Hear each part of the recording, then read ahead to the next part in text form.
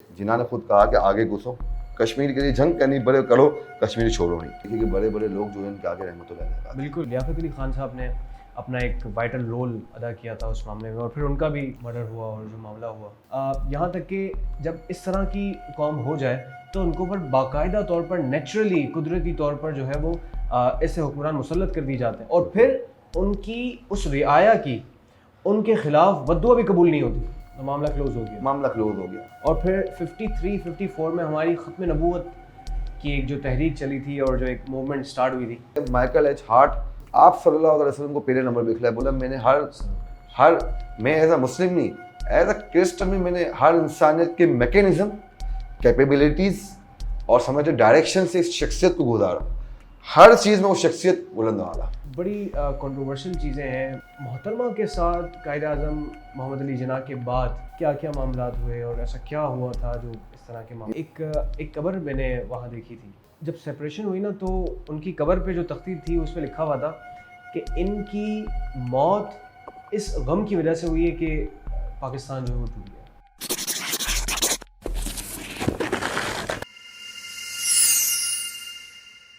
जी अस्सलाम वालेकुम, उम्मीद है आप खैरियत से होंगे। समीर हुसैन पॉडकास्ट में आप सबको दोबारा वेलकम करता हूं, और ये हमारा सेकंड पॉडकास्ट है। और फर्स्ट पॉडकास्ट में थैंक यू सो मच जिन जिन लोगों ने हमें देखा, सुना और कमेंट्स भी किए, उन सब के लिए स्पेशल थैंक यू।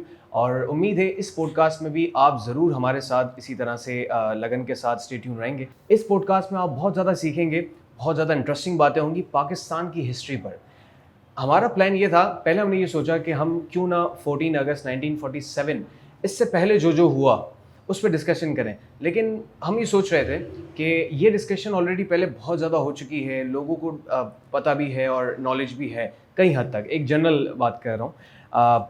फिर हमारा ये प्लान था कि क्यों ना हम 14 अगस्त के बाद क्या हुआ, यानी आज़ादी के बाद हमने क्या क्या चैलेंजेस फेस किए, जो आज़ादी के बाद हमने बड़े चैलेंजेस देखे, ऐसे बड़े इवेंट्स हुए, हॉट इवेंट्स हुए पाकिस्तान की हिस्ट्री में जिसने पाकिस्तान के फ्यूचर को डिसाइड किया।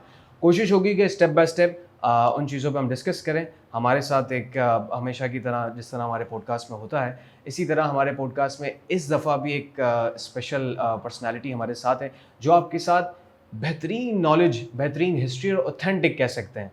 और उम्मीद है कि आज के इस पॉडकास्ट में आप वो तमाम इन्फॉर्मेशन जो हम आपको देने वाले हैं वो आपके लिए बड़ी वैल्यूबल होंगी, और बहुत सारी बुक्स पढ़ने के बाद आपको जो है ना वो उस तरह की नॉलेज मिलेगी। और साथ ही एक अहम बात आप लोगों से मैं डिस्कस करूं कि एक तो दो तरह के लोग होते हैं। एक वो लोग होते हैं जो उस माहौल में, उस ज़माने में जी रहे होते हैं, और लेकिन उन्हें ना पॉलिटिक्स में कुछ खास इंटरेस्ट होता है, ना उन्हें इस चीज़ में कुछ खास इंटरेस्ट होता है कि हमारे आसपास क्या चल रहा है। वो बस अपना काम करते, अपनी ज़िंदगी गुजारते हैं। इसी तरह से दूसरे लोग ये होते हैं कि वो उस ज़माने में नहीं होते, लेकिन उस ज़माने की जो पॉलिटिक्स है, जो इवेंट्स हुए थे, उसमें इतना इंटरेस्ट होता है उनको कि वो रिसर्चेस करके उस ज़माने में जो मौजूद लोग हैं उनसे ज़्यादा नॉलेज हासिल करके बैठे होते हैं, और वो ज़्यादा अच्छा तज्ज़िया कर सकते हैं। तो इसी तरह की पर्सनैलिटी आज हमारे साथ है। हम उनको जो है वो वेलकम भी कहते हैं। नवीद सर हमारे साथ मौजूद हैं, हम उनकी तरफ चलते हैं। अस्सलाम वालेकुम सर। कैसे सर आप कैसे हैं? तबीयत आपकी ठीक है? अल्हम्दुलिल्लाह, मालिक एहसान है। अगर आप एक ब्रीफली अगर बता दें अपने बारे में हमारी ऑडियंस को कुछ। ये समझ लीजिए समीर साहब, एक कमो पेश तकरीबन 6 साल का मेरा एक्सपीरियंस है कॉर्पोरेट ट्रेनिंग का, सोशल एक्टिविटीज़ का, और इसी तरह मैं लिखने का भी थोड़ा बहुत हुनर जानता हूँ, और कुछ मालूमात, ये चीज़ें होती है, बुक का ख़जाना और समझ जिसका मैं की रहा हूँ। कोशिश करते हैं कि अपनी ज़िंदगी में जितना हो सके समंदर से कुछ पानी हासिल कर ले, अपनी प्यास बुझ जाए। उन किताबों की भी अपनी अलग दुनिया है, और इल्म यह है कि आपने जिस बात की उसी बात को कैरी ऑन करते हैं कि बाद इल्म ये होता है कि जो हम मौजूदा हालात में हासिल कर रहे होते हैं, बाद इल्म ये होता है जो हमारे साबका गुजरे हुए लम्हात, गुजरे हुए सालों में मौजूद होता है। उसको बताने वाला आज हमारे इस दौर में कोई नहीं है। ये सिर्फ हमें बताएगा तो सिर्फ ये किताबें ही बताएंगी, इसी तरह लोग बताएंगे। तो बस ट्रेनिंग मेरी फील्ड है, सोशल एक्टिविस्ट हूँ, बिजनेस भी है, और ये है कि किताबों से मोहब्बत है। हिस्ट्री आपने कब से पढ़ना शुरू की? मेरे को तकरीबन समीर साहब 7 साल हो गए। 7 साल से हिस्ट्री पढ़ रहे हैं। 6 से 7 साल हो गए अल्हम्दुलिल्लाह। लाइब्रेरी बनाई हुई बाकायदा, उसका शौक़ है। अच्छा, किसी एक को वैसे इस हवाले से पढ़ते हैं, अब जिस तरह से वो कंपैरेटिवली जो ना वो बुक्स रीडिंग करते हैं हिस्ट्री के हिसाब से? बाज़ शख्सियत ऐसी होती है जो आपकी शख्सियत पे इतनी ज़्यादा हावी हो जाती है कि आप समझते हैं कि वो बुक नहीं, वो बंदा आपसे कलाम कर रहा है, वो बंदा आपसे बात कर रहा है। ठीक। जैसे आपने तज़किरा आज़ादी पे किया, तो जैसे इकबाल हो गया, अल्लामा इकबाल साहब हो गए, जिन्ना हो गए, अगर आप इनकी ज़िंदगी को पढ़ें तो आप ढूंढ के रह जाएंगे कि क्या ये शख्सियात की काश में उस दौर में होता, जैसे हमारा एक तजुर्बा है। तो ज़ाहिर सी बात है कि उनकी बंदा ज़िंदगी को देखिए, अभी आप पाकिस्तान में रहते हैं, आपको पाकिस्तानी हिस्ट्री समझनी है, पाकिस्तानी पॉलिटिक्स समझनी है, इससे पहले आपको पाकिस्तान की फाउंडेशन के बेसिक उसूल समझने पड़ेंगे। अब वो उसूल आपको बताएगा कौन? वो उसूल वही बताएगा जिसने पाकिस्तान बनने का ख्वाब देखा, जिसने पाकिस्तान बनाया हो, जिसने उससे तहरीक ली हो।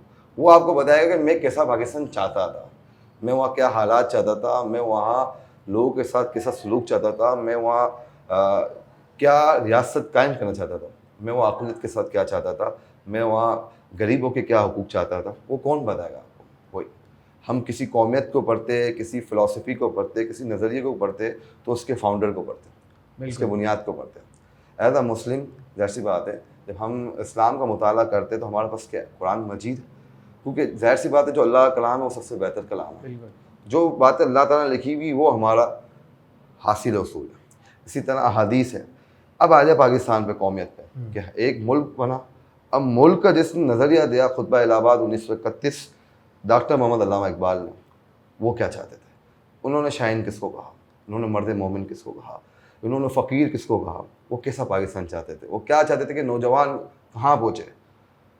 इसी तरह जिना कायद-ए-आज़म क्या चाहते थे कि हम जब मुल्क आज़ाद करें तो वहाँ कौन सी रियासत कायम करें, उस रियासत में क्या क्या होना चाहिए, हम अलग क्यों हैं? टू नेशन थ्योरी, दो कौमी नज़रिए, हम अलग मुल्क चाहते क्यों थे? इसकी ये सोचना पड़ेगा ना। हम अलग मुल्क चाहते थे कि वहाँ ये निज़ाम नाफिज हो। वैसे आजकल की हमारी यूथ को भी ये बात समझाने की बड़ी ज़रूरत है कि हम सेपरेशन चाहते क्यों थे बेसिकली। देखिए, आप बात चीज़ें जो है ना, वक्त जो है ना, वो बेहतरीन चीज़ों के जवाब दे देता है। बात चीज़ें हो गए ना, बात एक शेर भी है कि हश्र को मालूम कौन जीता कौन हारा। इसी तरह ये अगर इसको वक्त पे देखें ना, तो वक्त बताएगा कौन जीता कौन हारा। अब जो 1947 में, ऐसी बात नहीं वहाँ के, अगर इंडिया की बात की जाए, अब्दुल कलाम आज़ाद बहुत बड़ा कांग्रेस का सदर, बहुत बड़ा लिटरेचर बंदा, तदरीस का बहुत बेहतरीन मुस्लिम, लेकिन वो आज़ादी के मुखालिफ थे। उनकी अपनी थ्योरी थी। आज 72-73 साल बाद आप देख लें कि किसकी थ्योरी दुरुस्त थी, जिन्ना की थ्योरी दुरुस्त थी या आज़ाद की थ्योरी दुरुस्त थी। आप इंडिया के कश्मीर के हालात किसी से रियाज दकी छुपी बात तो नहीं, सब आया आपके सामने कि क्या हालात है क्या नहीं है। तो यही मकासद थे। बेहतरीन थ्योरी थी टू नेशन थ्योरी। कभी दो अलग कौमी नज़रिए रखने वाले वो रह नहीं सकते वहाँ पे।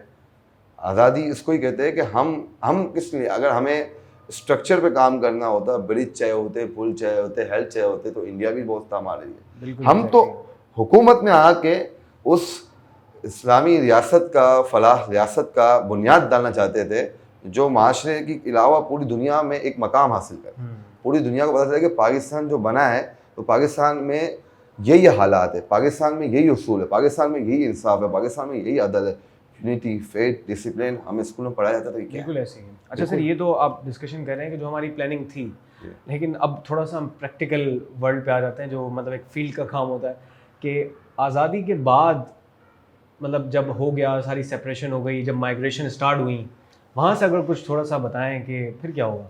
देखिए, हिजरत, मैं तो समझता हूँ कि हिजरत तो हमारी इस्लामी तालीमात में है। ये तो खुशनसीब लोग थे जिन्होंने हिजरत का, खुश नसीब भी थे और मैं समझता हूँ बड़े दिल के मालिक भी थे, जिन्होंने अपनी ज़मीनों, जायदाद, अपने रिश्तेदार, अपने दोस्त व अहबाब को वहाँ छोड़ा और एक ही नारा, पाकिस्तान बनाना है, हमें पाकिस्तान माइग्रेट करना है। कट पड़ेंगे, मर जाएंगे, लाशें गिर गई, लाशों के कुएँ भर गए, लेकिन हमने कहा नहीं, हमें हमारा जो रुख है ना वो पाकिस्तान है। अब माइग्रेशन की, हिजरत की बात करें आप, देखिए किसी भी मुल्क में कभी कोई इनकलाब आया कि आप एक मुल्क से दूसरे मुल्क शिफ्ट होंगे, ये बगैर कुर्बानियों के मुमकिन नहीं। अब इनकलाब ईरान हमारे बाद आया 1970 में, वो आप देख ले। इनकलाब फ्रांस हमसे 150 साल पहले, आप इसको देख ले। इसी तरह हमारी माइग्रेशन देख ले, कुर्बानियाँ तो मांगती माइग्रेशन। क्यों? क्योंकि अगर कुर्बानियाँ नहीं होती और इतनी आसानी से माइग्रेशन हो जाती, तो लोगों के पास काले सफ़े बनने के लिए क्या होता। आज लोग यही बोलते हैं ना, क्या इतने लोग शहीद करवा दिए जिन्होंने, क्या शहीद करवा दिए। ये लोग उस वक्त भी यही चाहते थे, नहीं, उसको ये नहीं कह रहे थे, कत्ल इसलिए नहीं कह रहे कि तू ये कत्ल इसलिए करे, तू पाकिस्तान क्यों जा रहा है, तुझे वहाँ क्यों जाना, तू यहाँ है, आप पीछे हट जाओ, आपको कत्ल नहीं करते। लेकिन उन्होंने कहा हम कट मिलेंगे, जो पोचे हमारे, हम नहीं, हमने गुलामी में ज़िंदगी गुजारी, हमने दूसरे मज़हबों के बीच में दब दब के गुजारी, हमारे बच्चे एक पुरअमन माशरा, एक खुली फिजा में सांस ले, और जो हमारे आबा व अजदाद का एक नज़रिया इसको लेके चले। तो कुर्बानी बगैर तो कोई चीज़ हासिल नहीं होती। बिल्कुल। वैसे सर ये कुर्बानी की अगर हम बात करें तो माइग्रेशन के बाद जो है वो क्या हो, मतलब एग्जैक्टली क्या फिगर है कोई आपके पास, कितने लोगों ने कुर्बानी? देखिए ये समीर साहब, इसमें ना अलग अलग किताबों में अलग अलग बात है। देखिए विकीपीडिया, इंटरनेट, आज हम गूगल पे पूरी दुनिया देख रहे हैं, 1947 में ये चीज़ नहीं थी। जिस दिन ने जो ऐनी शाहिदीन हम वाक़ई देखे, जो एक फिगर आउट हुई, क्योंकि मैं आपको कह रहा हूँ ना, बाज़ लाशें हुए जिनको कब्र भी नसीब ना हुई। अच्छा। तो कोई जाहिर सी बात है कुएं में कट गए, कोई कहाँ मर गए, और जिन अगर सिखों के इलाके में मरे या किसी और मज़हब के इलाके में मरे, तो जाहिर सी बात है वहाँ कौन दफनाने वाला है, वहाँ कौन पूछने वाला है। वो सिखा के बताएंगे कि हमने इतने बंदे मारे, कोई बोलते हैं मैंने इतने बंदे मारे, लेकिन मुख्तलिफ फिगर में ऑथेंटिक यही है कि कमोपेश 5 से 10 लाख लोगों की शहादतें हुई है अच्छा सर, उसी ड्यूरिंग फिगर द में। माइग्रेशन। क्योंकि आप ये देखें कि आपको इसका राउंड फिगर इस तरह देखना पड़ेगा कि जब पाकिस्तान बना तो मेरी इनके मुताबिक, अगर मेरा हाफजा कता ना करे, तो 6.25 करोड़ आबादी थी उस वक्त पाकिस्तान की। अच्छा। 6 से 7 करोड़ आबादी थी पाकिस्तान की 1947 से 48 तक। आप खुद सोच लें कि माइग्रेशन कितनी हुई होगी, सही है। क्योंकि सब तो यहाँ इस इलाके में नहीं होंगे, बिल्कुल। इंडिया से एक बड़ी तादाद आई है, और हम इसमें थोड़ा बहुत भी रेशो उठाए तो 5-10 लाख रुपये, 5-10 लाख जो बंदे माजत के साथ उनकी शहादतें हुई हैं। ठीक है, यानी उस पीरियड में हमने इतना, मतलब हमारे आबा व अजदाद ही थे बिल्कुल कि जिन्होंने अफसोस की बात यही है ना कि हम, हमारे असल मसला ये कि समीर साहब, आप में, मुझ में, हमारे अहलो यार में किसी ने शहादत ही नहीं दी। अब जाके हमसे पूछो जिन्होंने शहादत दी, आपको ऐसे बहुत से वाक़यात मिलेंगे। जबकि हमारे असल में ये भी एक बड़ी खतरनाक हिस्ट्री है कि माइग्रेशन सिर्फ 1947 की नहीं, बाद लोग 1947 में, बाद 1948 में, बाद 1950 में माइग्रेशन चलती माइग्रेशन बिल्कुल चलती है, और वो जुल्म भी कंटिन्यू रहे। बिल्कुल जुल्म। लेकिन 1947 में जितना जुल्म हुआ ना, क्योंकि वो एक इतना नहीं हुआ। एक समझ ले एक बम फटा था, हाइप एक क्रेड थी, जाहिर सी बात है, और सब बेगानों की तरह उस समय वहाँ पे। आप ये देखें ना कि बाद लोग माइग्रेशन के हक में भी नहीं थे उस वक्त, मतलब बाद लोग समझ रहे थे हम अगले साल कर लेंगे, लेकिन वहाँ हिंदू बनियों ने और सिखों ने, जो इनकी कलअदम तंजीमें थी, इन्होंने कहा नहीं आप देख ले, अगर वो वहाँ रुक जाते तो मर जाते। इनके पास एक ही फैसला था, मैं आगे बढ़ना है, क्योंकि आप माइग्रेशन में उठाओ तो ज़रूरी नहीं कि ड्यूरिंग द माइग्रेशन लोगों की हलाकतें हुई है, कुछ उन जगहों पे भी जो रहते थे लोग, उनको भी घुस के मार दिया गया। यानी उस तरह जी प्रॉपर तरीके से बिल्कुल। आप अगर इस तरह की माइग्रेशन होती रुक जाते, चले यार 6 महीने बाद, साल बाद, नहीं, वहाँ रुकेंगे फिर भी कत्ल है, निकलोगे फिर भी कत्ल यानी है। फैसला होने के बाद भी बाकायदा मुनज़्ज़म तरीके से चीज़ें नहीं करने दी गई। बिल्कुल, इसलिए ये वो चीज़ समझी साजिश है, ताकि जाहिर सी बात है कि किसी तरह भी इस माइग्रेशन को फ्लॉप करके हमारे अकाबरीन, हमारे कायदीन, कायदे आज़म मोहम्मद अली जिन्ना और उन जैसे बड़े बुजुर्गों की जो आइडियोलॉजी थी कि एक अलग मुल्क होना चाहिए, उसको डिस्ट्रॉय किया बाकायदा। अच्छा सर, ये बताएं कि हमारे कायद साहब का जिक्र आया है, तो वैसे अगर किसी एक लीडर हो, कोई भी लीडर हो किसी भी चीज़ में, और अगर उसकी प्लानिंग के थ्रू एक अवाम उसके साथ जो है वो सफ़र कर रही है, अचानक मकसद हासिल करते ही लीडर जो है वो हमसे रुखसत हो जाता है, तो उस वक्त की आवाम की, एक तो हम इमेजिन नहीं कर सकते कि उस वक्त की आवाम की फीलिंग्स क्या होंगी, कितने टूट गए होंगे वो लोग अंदर से। तो उस हवाले से कुछ बताएं कुछ। बिल्कुल, ये एक बहुत बड़ा कौमी सानी है। कायदे आज़म मोहम्मद अली जिन्ना लोग दीवानों की तरह इनको चाहते थे, जबकि मुझे एक वाक़या भी याद आ रहा है कि जब आज़ादी से पहले जिन्ना एक जगह खिताब कर रहे थे, तो एक देहाती जिन्ना को देख कर खुश हो रहा था और हाथ हिला कर नारे लगा रहा था, जबकि कायदे आज़म जो खिताब कर रहे थे वो अंग्रेज़ी में था, क्योंकि उनकी अंग्रेज़ी बड़ी अच्छी थी। तो कोई, हाँ, उस वक्त का बाशुर आदमी निकला, बोला यार आप देहाती है, आपको अंग्रेज़ी आती? बोला नहीं। बोला यार ये तो इंग्लिश में बात कर रहे हैं, अंग्रेज़ी में, आप कैसे खुश हो, पुरजोश और नारे लगा रहे हैं? बोलते हैं हमें नहीं पता ये क्या बात कर रहा है, लेकिन जो ये बात कर रहा है वो सही कर रहा है। इतना अकीदत, इतना यकीन, इतना अकीदत, इतनी मोहब्बत। अरे आप जिना को देखना चाहते हैं, आप ये देखें कि मैं समझता हूँ कि कोई इतना बड़ा इल्मी लिहाज से ये कि ना आलिम, ना मुफ्ती, ना पीर, ना गदी नशीन, यहाँ तक कि एक लिबास भी जो है वो मगरबी, हत्ता कि आखिरी वक्त तक क्लीन शेप भी रहे, लेकिन आज भी इनको ये देखें कि बड़े बड़े लोग जो हैं इनके आगे रहमतुल्लाह अलैह, बिल्कुल हत्ता कि इनकी जो आखिरी आराम गाह है उसको मज़ार का नाम दे दिया गया। आज भी इनकी मज़ार पे दाखिल होने से लोग पहले पाँव उतारते हैं। सर ये क्या है? ये बताना ये चाह रहे थे खाली कि जिन्होंने इनका करेक्टर जो इतना मजबूत था ना, एक मुसलमानों के लिए जो इनके दिल में एक मोहब्बत थी ना, एक खुलूस था, और एक अलग वतन किस जिना, एक पेरोक्रेट्स यार, एक जिना समझ लो उसको, क्योंकि लेक्चरर बन जाते, कुछ और फील्ड ज्वाइन कर लेते, इतने पैसे, इतने ऑलरेडी वो सेटल थे अपना ही, ऑलरेडी वेल सेटेड, और करोड़ों की जायदाद। मैं आपको आगे बताऊंगा, जरूरत नहीं थी, किस लिए किया, किस लिए इतनी ख्वारियाँ पारी, कभी यहाँ जलसे, कभी वहाँ जलसे, कभी यहाँ, कभी स्टूडेंट ऑर्गेनाइजेशन में बात, कभी कांग्रेस में, कभी मुस्लिम लीग में, कभी गोल्ड मेडल कॉन्फ्रेंस लंदन में। वो क्या था, ये अवाम के लिए था सर। लेकिन अफसोस कि बस कुदरत का वादा था कि हर एक नफ्स को मौत का मज़ा चखना है, उसकी तकमील दी। लेकिन ये है कि आप उस अभी भी आप करें, वो तस्वीर आपको मिलेगी कि जब यहाँ कराची में जब इंतकाल हुआ तो लोग समझ ले कि ऐसा समा बंधा हुआ था कि लिखने वाले लिखते कैसा लगता है कि हर किसी को ये महसूस होता था मेरा कोई अपना चलेगा, मेरा कोई अपना चलेगा, मेरा कोई अजीज़ चलेगा, मेरा कोई अहबाब चलेगा, मेरा कोई सरपरस्त चलेगा। 3 दिन तक, 4 दिन तक लोग सोग में रहे। या आपको किताबें बताएगी या उस दिन उस वक्त के मौजूद जो हमारे बुजुर्ग होंगे वो बताएंगे आपको। मतलब इतना मुश्किल से, इतने सालों से मूवमेंट चल रही थी, उसको अचीव करने के फ़ौरन बाद, यानी विद इन अ ईयर, उससे भी बल्कि कम ही, विद इन अ ईयर समझे वो इतना बड़ा सानिया हुआ, और मुसलमानों के ऊपर एक बहुत बड़ा एक हो गया, एक क़यामत वाला उनके लिए एक माहौल हो गया। क्योंकि पाकिस्तान उस तक स्टेबल, अभी समझ ले कि अभी बुनियाद हमें मिली थी, अभी तो हमें समझ जगह मिली थी, अभी तो हमें इंफ्रास्ट्रक्चर खड़ा करना था, अभी तो हमें बहुत से इदारे खोलने थे। अब हमें असल जो हमारे बुजुर्गों की प्लानिंग थी ना, जो हमारे कायद आज़म की प्लानिंग थी, ख़ास अल्लामा इकबाल साहब की प्लानिंग थी, उसको तो अब इम्प्लीमेंट करने का टाइम था। बिल्कुल, यही लेकिन जो अल्लाह ताला को मंजूर इस हवाले से। अच्छा, इसके बाद मैंने देखा कि जो पढ़ा भी और देखा भी वीडियोज़ में भी कि हमारे मुसलमानों को और ख़ासकर पाकिस्तानियों को आज़ादी के फ़ौरन बाद, एक तो ये सानिया जो है वो सर पे आ पड़ा, उसके फ़ौरन बाद कश्मीर का इशू हमें ले डूबा। कश्मीर के इशू ने जो है ना वो हमारा इंफ्रास्ट्रक्चर भी किया। तो ये कश्मीर का क्या मामला था, मतलब ये देखिए ना कि एक जब लीडर दुनिया से चले जाता है या वो बिस्तर मर्द में होता है तो दुश्मन आना से किस तरह फ़ायदा उठाते हैं। क्योंकि जब जिन्ना ने आज़ादी की तो 1947-1948 के शुरू में ही उनकी तबीयत नासाज हुई, और आपको पता है कि ज़ियारत में वो कुछ महीने तक है भी, तो ज़ाहिर सी बात है कि दुश्मन मालिक ने सोचा, हमारे पड़ोसी मुल्क ने कोई बहाना नहीं छोड़ा, इन्होंने कहा कि ये कश्मीर, आपको एक बार बताओ हिस्ट्री में सिर्फ कश्मीर नहीं, जब हमारा पाकिस्तान का जो एक नक्शा या जो हमें बाउंड्रीज दी गई थी उसमें कश्मीर के अलावा जूनागढ़, हैदराबाद, दक्कन का कुछ पॉइंट वो भी हमारा काबिज हो गया, उस पर भी इन्होंने गाजिबों ने कब्जा कर लिया। अच्छा, कश्मीर इसलिए ज़्यादा हाईलाइट हुआ है कि कश्मीर जो समझ ले कि एक बॉर्डर था, उनमें उस वक्त के अपने 1948 के जो अपने सरकारी ऑफिसर, उस वक्त के ब्यूरोक्रेट्स और उस वक्त के जो हमारे इंतज़ामिया थे, उनकी बहुत मेहनत है।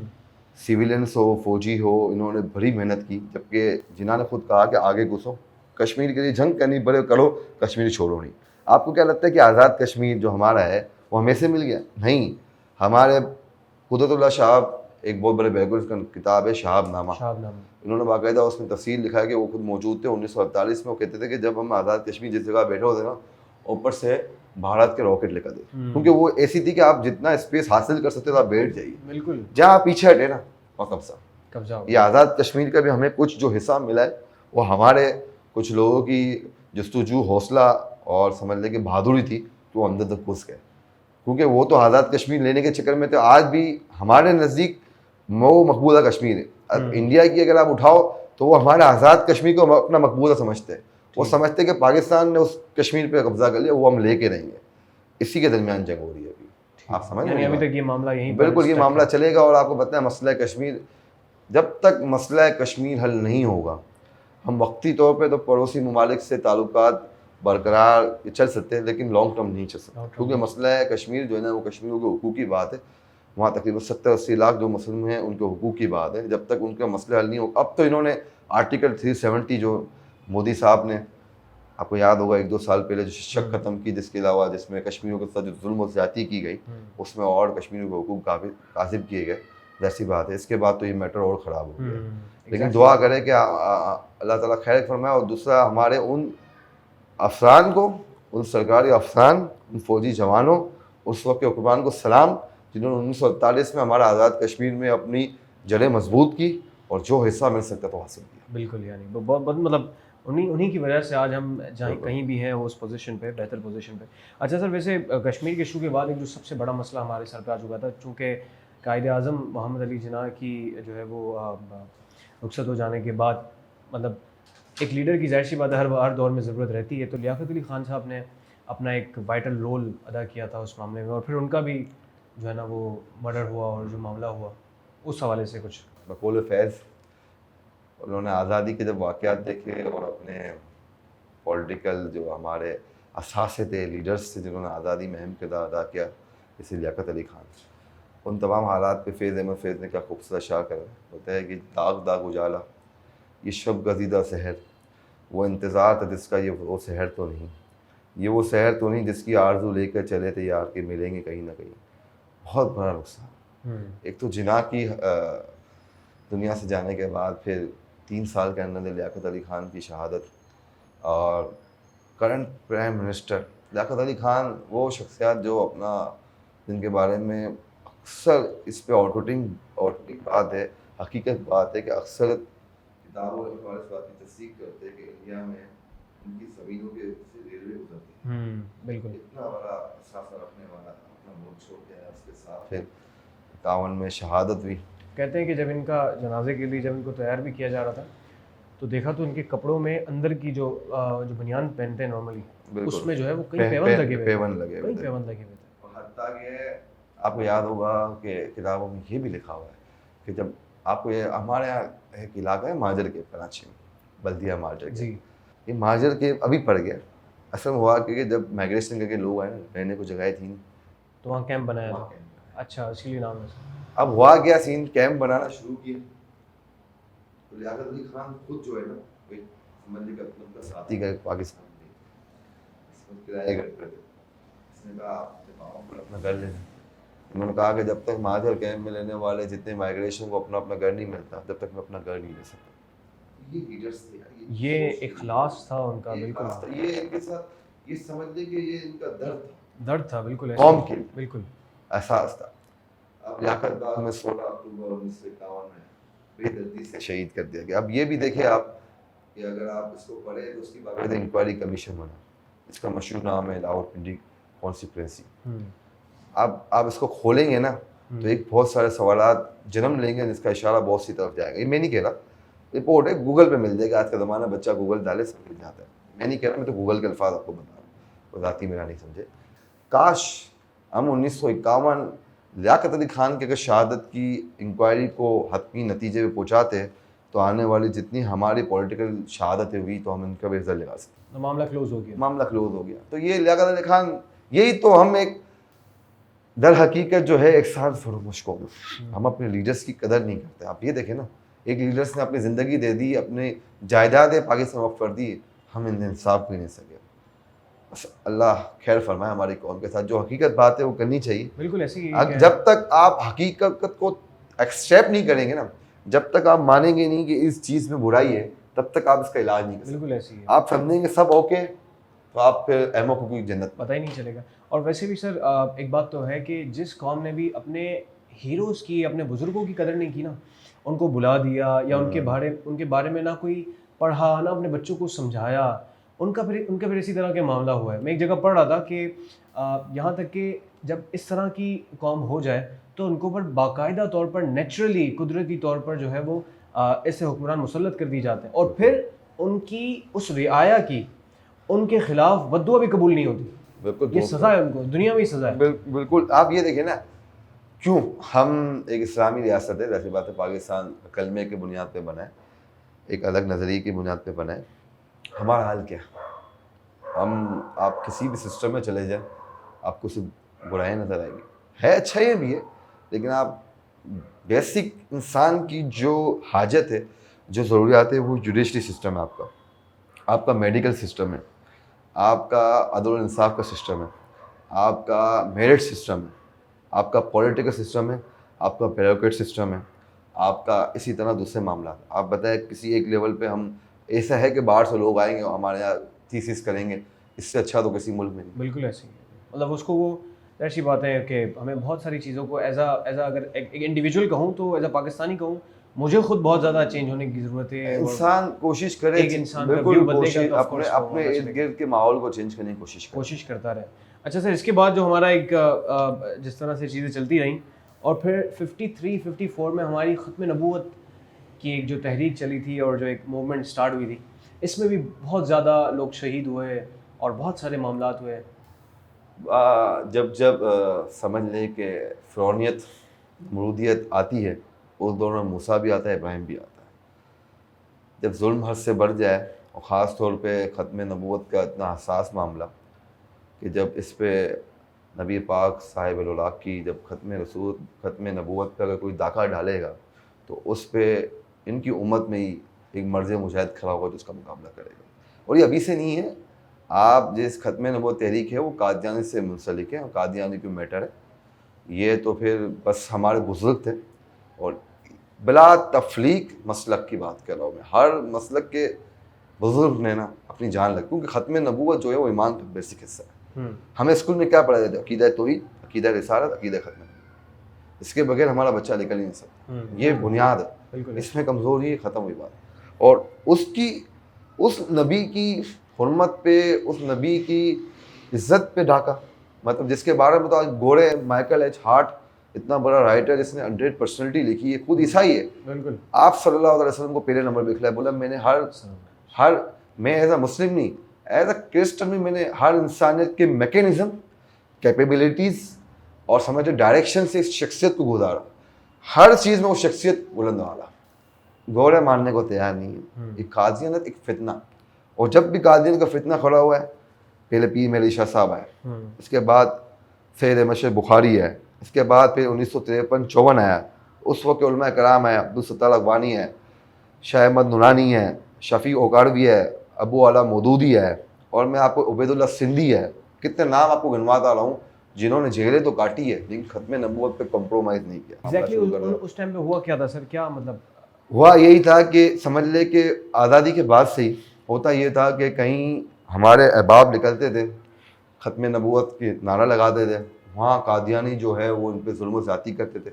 बाद हमारे मुसलमानों का कत्ल कर दिया, बास कादियानी कत्ल हो गए, इस तरह के मामला होते थे। 54 में ये मामला तय हो गया था या जुल्म वगैरह हुआ, क्या हुआ था? नहीं, उस हमारे बुजुर्गों का, आलिमों का एक ही था कि कादियानी को लगाम दी जाए, इनके जो तालीमात हैं इनको रोका जाए, इनकी जो पब्लिश होगी किताब इनको रोका जाए, इन पे पाबंदी लगाई जाए, और जो जो इन चीज़ों पे डाका डालने के खिलाफ कार्रवाई की जाए। इस पर एहतजाज हुए, प्रोटेस्ट हुए।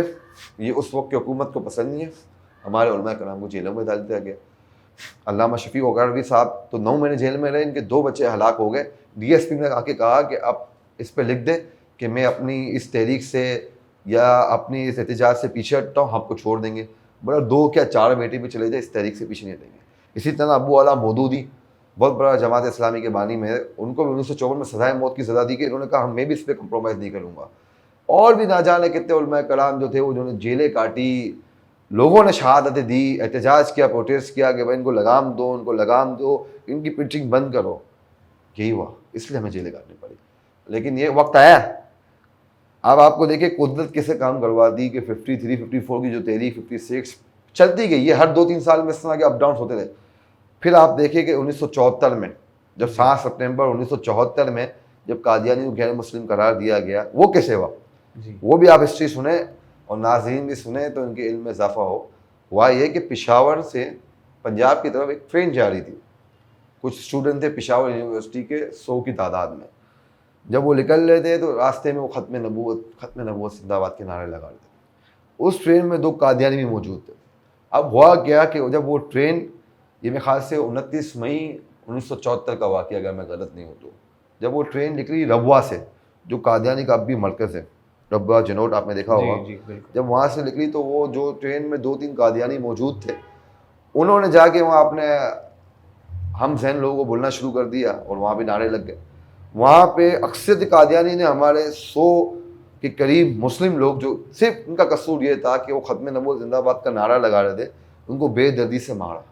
हत्ता कि इसमें कुछ तो शहीद हो गए, कुछ सीरियस इंजरी भी हुई। इसके बाद ये जो तहरीक पूरे मुल्क में उठी, 29 मई, 30, 31, फिर जून आया, यहाँ तक के हुकूमत को जुलाई के फर्स्ट वीक में ही पार्लियामेंट में बिल पेश करना पड़ा। और ये पार्लियामेंट में बिल पेश करते हुए जो उस वक्त के अकाबरीन थे, उलमा थे, उस वक्त के सिर्फ उलमा नहीं, मैं समझता हूँ कि उस वक्त गैरतमंद जो मुस्लिम था ना, उसने भी उनका साथ दिया। वो करारदाद पेश हुई, जून, जुलाई, अगस्त 3 महीने तक वहाँ पार्लियामेंट में बहस चली। उस वक्त का जो कादियानी का बड़ा था उसको भी बुलाया गया, उससे सवाल किया। बिल आखिर अल्लाह के फजल करम से 7 सितंबर 1974 को मुत्तफ़िका तौर पे तमाम मसलक ने इस बात पे और तमाम पार्लियामेंट में खुद तस्लीम कर दिया कि कादियानी गैर मुस्लिम है, इसका इस्लाम से यानी ये वहाँ अल्हम्दुलिल्लाह 1954 से लेकर 1974 तक 20 साल की हमारी उलमा की जेलें, हमारे नौजवानों की, हमारे बुजुर्गों की शहादतें, और इतनी जुल्म व ज़्यादती के बाद, इतनी बर्दाश्त करने के बाद अल्हम्दुलिल्लाह 20 साल बाद हम कामयाब हुए। फिर 1990s में और उस कानून को 85-84 में सख्त कर दिया गया ज़िया-उल-हक के दौर में कि ना अब वो मस्जिद को इबादत गाह कह सकते हैं, ना वो अज़ान दे सकती है। ये कानून बाद में पास हुआ, लेकिन गैर मुस्लिम 1974 यानी में। हमारी कोशिशों की वजह से ये मामला तय पाया। अब भी इनका फितना है और आलम इस्लाम, और मैं चाहूँगा कि जो अहबाब सुन लें, हर वक्त इनका मुकाबला करना चाहिए, क्योंकि कंप्रोमाइज़ कभी नहीं हो सकता, ख़त्म नहीं होगा। सही। अच्छा सर, एक बड़ी अहम चीज़ हमारे जो पाकिस्तान की हिस्ट्री है उसमें बड़ी नुमायाँ है ये चीज़, जो 6 सितंबर को हमारे यहाँ जो एक जंग हुई और कश्मीर के ऊपर इंडिया पाकिस्तान की, उस हवाले से अगर कुछ। हकीकत तो यही है, मैंने आपको कहा ना, जब 1954-55 कादियानी की तहरीक आई तो हमारे कुछ हुक्मरान भी जो थे वो समझ ले कि इस तरफ थोड़ा सा लूज पॉइंट देने शुरू हो गए।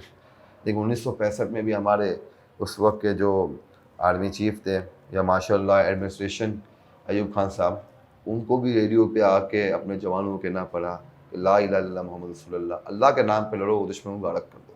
1965 जो है वो पाकिस्तान की एक तारीखी फ़तह है, जिसकी बुनियाद सिर्फ यही थी कि हमें अपने मुल्क की हिफाजत करनी, हमें अपने दीन की हिफाजत करनी। दुश्मन का मंसूबा था हमारे अंदर घुसने का। उनके मंसूबे थे कि हम लाहौर पे कब्ज़ा करेंगे, हम कराची पे कब्ज़ा करेंगे, और दुश्मन। लेकिन हमारे मुजाहिदीन ने, हमारे फ़ौजियों ने, हमारे सिविलियंस ने अपनी जानें कुर्बान कर दी।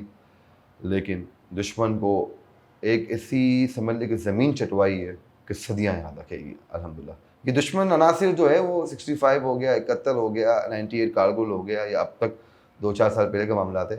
इनकी हर वक्त कोशिश होती है किसी न किसी तरह पाकिस्तान को नुकसान पहुँचाए, लेकिन जब इन्होंने पाकिस्तान को नुकसान पहुँचाने की कोशिश की है, कोई मेजर अजीज़ भट्टी आ गया, कोई मेजर शबीर आ गया, कोई MM आलम आ गया, इस तरह के अल्लाह ताला अपने बंदे भेज देता है जो उनकी खानी पड़ी है, उनकी प्लानिंग सारी उनके ऊपर ही। बिल्कुल, क्योंकि जो मुकाबला करेंगे, और अल्हम्दुलिल्लाह हमने बहुत मुकाबला किया।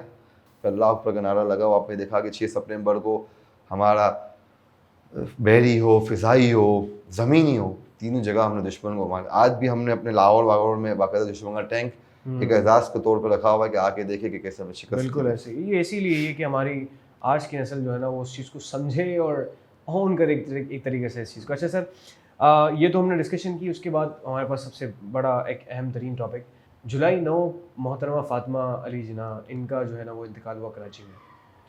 मैं सर पूछना ये चाहूँगा कि बड़ी कंट्रोवर्शियल चीज़ें हैं, सुनने में भी आती हैं, पढ़ने में भी जो है ना वो मिली हैं कि मोहतरमा के साथ कायद-ए-आज़म मोहम्मद अली जिन्ना के बाद, उनके विसाल फरमाने के बाद क्या क्या मामलात हुए और ऐसा क्या हुआ था जो इस तरह के मामले। या कायद-ए-आज़म मोहम्मद अली जिन्ना अपनी पूरी ज़िंदगी बोलते रहे कि मेरी कामयाबी के पीछे जिन लोगों का हाथ है उसमें एक मेरी बहन फ़ातिमी, मतलब फ़ातिमा जिन्ना भी मौजूद है, जो अपने भाई के साथ हर कदम पे, हर मास पे खड़ी रही, ख़वातीन के हुकूक़ की बात भी की, और इनका एक बहुत अहम किरदार है। देखिए ना, अब कायद-ए-आज़म की अगर ज़िंदगी देखें, उनकी शादीशुदा लाइफ को देखें, तो मरियम जिन्ना का इंतकाल बहुत जल्दी हो गया, और बेटी फिर जो थी वो दूसरे मुल्क चली गई। एक बहन ही थी जो शुरू से आखिर तक इनके साथ थी। एक फ़ातिमा जिन्ना समझ लें कि कायद की एक मौसिम मसी थी। लेकिन अफसोस की बात है कि 1948 जब कायद-ए-आज़म दुनिया से रुखसत हो गए, और 1949-50 में इसके बाद फिर मोहतरमा फ़ातिमा जिन्ना को बहुत ज़्यादा साइड लाइन कर दिया गया। ये हुकूमत की पॉलिसीज़ थी या क्या थी उस वक्त, हत्ता कि हमने तो ये भी सुना है कि बाकायदा जब रेडियो में कायद-ए-आज़म की बरसी आती थी तो रेडियो में खिताब करने के लिए किताबों में लिखा हुआ कि फ़ातिमा जिन्ना को जब बुलाया जाता था तो बाकायदा उस पर सेंसर लगे होते थे, बाकायदा इनकी स्पीचेस को रोक दिया जाता था कि कुछ कायद की ने इनसे कोई ऐसी खुफिया बातें ना कर दी हो जो ये आवाम को बता दे। क्योंकि ज़ाहिर सी बात है, कायद-ए-आज़म की जो हलाकत का मामला जो था, आपको पता होगा, जब कराची में आए, वो गवर्नर जनरल पाकिस्तान, कायद-ए-आज़म पाकिस्तान को मनाने वाले आधा घंटा एम्बुलेंस में, दूसरी एम्बुलेंस नहीं, गर्मी के हाल में, शिद्दत के हाल में, वही तो बहन थी फातिमा जिन्ना जो उनको पंखों की हवा कर रही थी उसमें। यार कौन था ज़ियारत में उनके साथ जब वो कायदे बीमार थे? कौन था जो उनको ज़ियारत से लेके कराची लेके आया? मतलब ओवरऑल उन्होंने इसकी उनकी खिदमत की। बिल्कुल खिदमत की। और फिर यह भी है कि बस हमारे यहाँ मोहसिनों की कदर कम की जाती है। फिर ये कि फातिमा जिन्ना का एक बूम आया 1964 प्रेसिडेंट इलेक्शन में, जब अयूब खान और फातिमा जिन्ना आमने सामने थे। अच्छा। शायद आपको मालूम हो या ना हो, 64 का इलेक्शन हुआ था, प्रेसिडेंट इलेक्शन, जिसमें अयूब खान एक तरफ थे, फातिमा जिन्ना इलेक्शन में आने के बिल्कुल तैयार नहीं थी। कुछ लोग थे कायदे आज़म के करीबी, कुछ उलमा थे, कुछ या इन्होंने आवाम का जो हाल देखा उससे पहले तो इन्होंने बिल्कुल मना कर दिया, लेकिन कुछ लोगों ने बहुत मौलाना बाशानी, अच्छा, ये कायदे आज़म के मुजीबुर-रहमान, जो है ना वो पर्दा फरमाने के बाद वो बिल्कुल बिल्कुल पॉलिटिक्स अलग बिल्कुल हो गई बिल्कुल थी। बिल्कुल अलग हो गई थी। कोई इनकी पॉलिटिकल, यहाँ तक कि लियाकत अली खान की शहादत के बाद बेगम राना लियाकत अली खान को अभी भी सफ़ीर बना दिया गया पाकिस्तान का गालिबन हॉलैंड में। अच्छा। लेकिन मोहतरमा फातिमा जिन्ना के पास कोई ऐसे इकदाम नहीं थे, वो बिल्कुल साइड लाइन होकर अपनी ज़िंदगी बसर कर रही थी। उन्हें इनका इलेक्शन में आने का कोई मूड था। 1964 में, 1964 में इनको कुछ अहबाब ने बहुत ज़्यादा फोर्स किया, फिर वो आई। और फिर आप इनकी स्पीचेस देखिए किस तरह इन्होंने स्पीचेस की, अनफॉर्चुनेटली वो हार गई। और आपको तारीख बताऊं कि पाकिस्तान में 35% जो थे फातिमा जिन्ना को वोट मिले थे, और 65% जो थे अच्छा। वो अयूब खान को वोट मिले थे। और पाकिस्तान फातिमा जिन्ना को जो 35% जो वोट दिए थे, आप हैरान हो जाओगे कि किस दो जगह ने इनको वोट दिए थे। कराची ने वोट दिए थे इनको ज़्यादा, एक अच्छा। मशरकी पाकिस्तान जो भी बांग्लादेश बन गया उसने वोट दिए थे। अच्छा। बाकी दूसरे ममालिक ने अयूब खान को वोट दिए थे। यानी वही मामला हुआ जो हम रिवायती अंदाज में करते हुए आ रहे हैं कि हमने अपने बुजुर्गों की, हमारे हीरोज़ की बिल्कुल भी कदर नहीं की। बिल्कुल कदर नहीं की। और फिर अफसोस बात का होता है कि मोहतरमा के बारे में उस वक्त जो अखबारात और सियासी जो टॉपिक्स आज की जो मतलब बाकायदा तौर पे प्रोपेगेंडा चलते थे बिल्कुल उनके गंदी बारे में। पॉलिटिक्स में एक जातियत पे जो एक वो किया जाता है, ऐसे मोहतरमा की ज़ात पे किस मोहतरमा की यार, जो जिन्ना की बहन है, जो आज़ादी के वक्त उनके साथ थी, उनकी ज़ात पे ऐसे बहतान लगाए गए। बस यही थी। ये बड़ी दिल खराश बात है। बस इस पे तो जो है ना वो हम यही कह सकते हैं कि हर बंदे को सेपरेटली तौर पे सोचना चाहिए कि ऐसे हमारे दरमियान बुजुर्ग तो वो तो गुजर गया। अब जो करंटली लोग हमारे बीच मौजूद हैं इस तरह के, जो बेहतर अंदाज में कुछ पाकिस्तान का अच्छा सोचते हैं, कुछ मुसलमानों के बारे में एक अच्छा सोचते हैं, दुआएं करते हैं, उनकी कदर करनी चाहिए। अच्छा सर, इसके बाद हमारा जो एक बड़ा अहम तरीन मामला, बहुत अहम तरीन मामला कि जो हमारी सेपरेशन हुई 1971 में, इस हवाले से सर मैं एक डिस्कशन करना चाहूँगा कि लाहौर में एक कब्रिस्तान में, जो बड़ा फेमस कब्रिस्तान है, वहाँ जाना हुआ, नाम मुझे उसका याद नहीं एग्जैक्टली। तो जब हम वहाँ गए तो एक एक कब्र मैंने वहाँ देखी थी। 1971 की वो कब्र थी, डेट वगैरह लिखी हुई थी, किसी बुज़ुर्ग की थी। अच्छा, उनकी तख्ती पर ना एक बात लिखी थी, वो जो है ना फिट हो गई यहाँ पर कि हमारे बुज़ुर्गों को एक तो मुसलमानों की कदर, मुसलमानों से मोहब्बत तो अपनी जगह, लेकिन इस खित्ते से मोहब्बत कितनी, जो कायदे आज़म ने तय किया, जो हमारे बुज़ुर्गों ने सारा मामला तय किया, जो हमारे साथ बांग्लादेश साथ था उस वक्त, जो ईस्ट पाकिस्तान के नाम से जो हमारे साथ था एक, उस वक्त जब सेपरेशन हुई ना, तो उनकी कब्र पे जो तख्ती थी उस पर लिखा हुआ था कि इनकी मौत इस गम की वजह से हुई है कि पाकिस्तान जो है वो टूट गया। ये आप ये कह रहे हैं, आप यकीन यानी एक शोक का समा था बिल्कुल। यहाँ पे। समझ ले कि ऐसे अहबाब पूरे पाकिस्तान में जहाँ हम मौजूद है, उसमें लोगों को इतना अफसोस हुआ कि ऐसी बात है कि जितनी कुर्बानी, अब माइग्रेशन की बात की हमने, जितनी कुर्बानी देने के बाद हमने मुल्क हासिल किया, और फिर ये कुछ ही सालों में इस मुल्क का क्या हाल हो गया। तो ऐसी बात है कि ये एक नहीं, ना जाने ऐसे कितने लोग थे जो दिल बर्दाश्त हो, जिन्होंने बोला कि कायद के पाकिस्तान, क्योंकि कायद को देखा है, कायद को सुना है, कायद के साथ तहरीक में रहे, खुद पाकिस्तान बनते हुए देखा है, खुद माइग्रेशन की यार, खुद एक हॉनेस्टी थी इनके साथ पाकिस्तान के साथ। वो देख रहे कि पाकिस्तान दो हिस्से हो रहा है, यहाँ एक माँ बाप अपने दो बच्चों को अलग होते नहीं सकते थे, तो मुल्क है यार, करोड़ों की आवाम तकसीम हो गई। आज भी ऐसे लोग मौजूद हैं सर कि उनके सामने ये डिस्कशन हो जाना वो रो पड़ता है। वो बहुत लेकिन बहुत मैं समझता हूँ कि एक दिल दिलाने वाला वाक़या है, और काश वो तारीख में रकम ना होता तो बेहतर था, लेकिन अनफॉर्चुनेटली ये हकीकत है।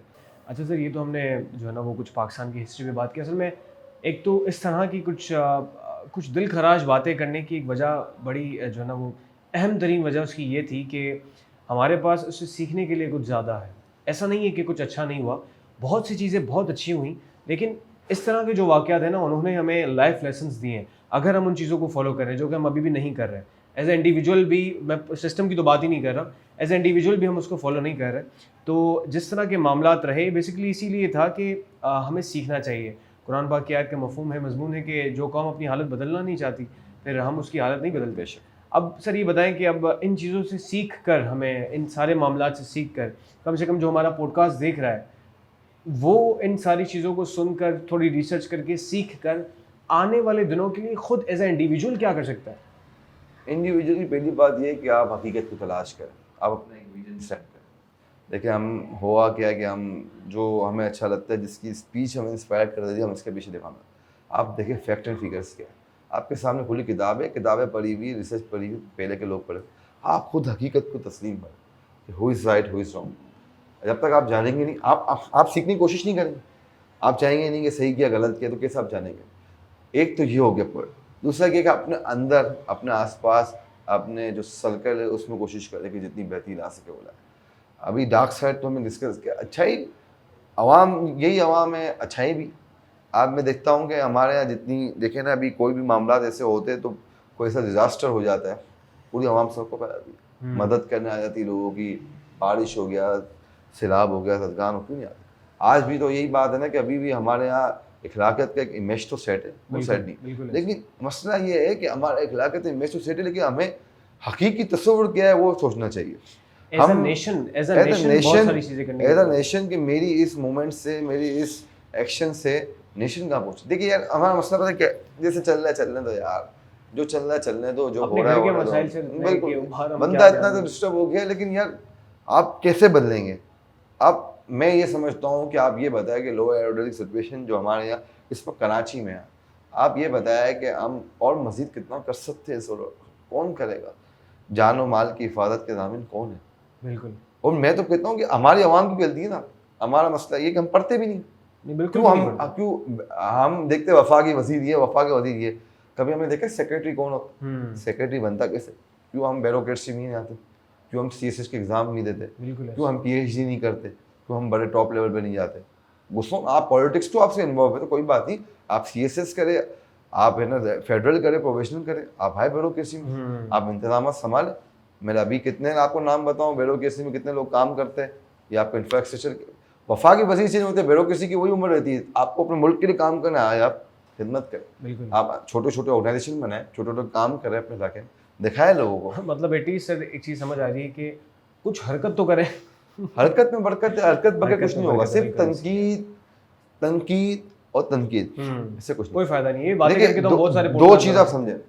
एक वो जो किताबों में लिख दिया गया, दिस इज कॉल्ड हिस्ट्री, वो तो जैसे हमारे पास आएगी, जैसे हम समझेंगे, जैसे लोगों ने कहा है उसको हमने पेश करें। 55 में क्या हुआ, 60 में क्या हुआ, 71 में क्या हुआ, 65 में, ये हमारा, दिस इज राइट नाउ, ये हमारा अब हमने क्या करना है, ये हिस्ट्री हमें बनानी है। सही, हम अपने डायमीटर में क्या कर सकते हैं, ये हमारा सवाल है।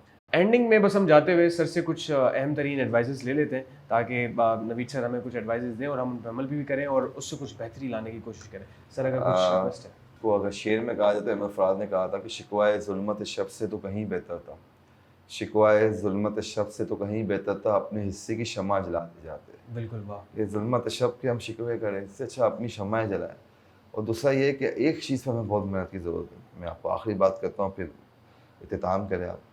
करेक्टर, हमें अपना करेक्टर जो है ना बहुत मजबूत करना पड़ेगा, जितना हो सके।